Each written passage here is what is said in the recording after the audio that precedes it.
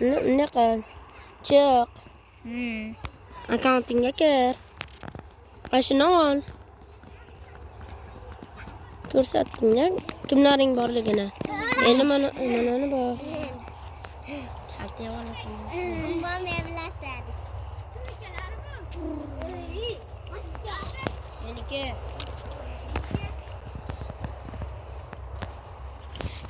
Jim turish. Bola jim turish. Ovozim chiqarkan-a, ovozim chiqarkan. Ovoz yo'q qilishni iloji yo'qmi?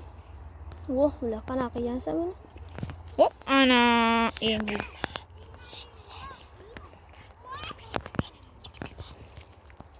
Pichirlagan-ya. So'labali. Dele so'nyap. Sidlaym. Balga qo'yamisan. Balga.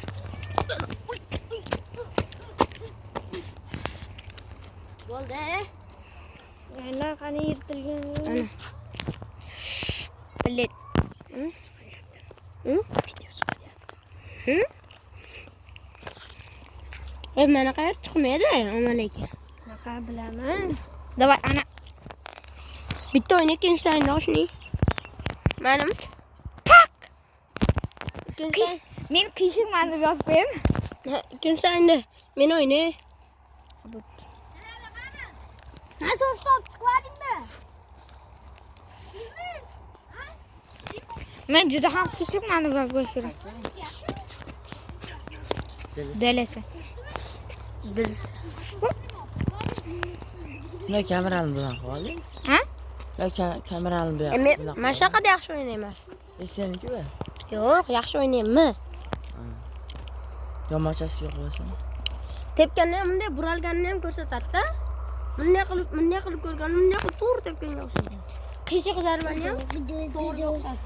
Bular ko'ra bitta. Yo'q. Nega?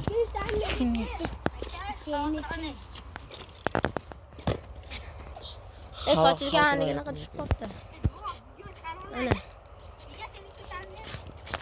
Seniki o'shi ko'tarilmaydi. Meniki 10 ta obunachim bor.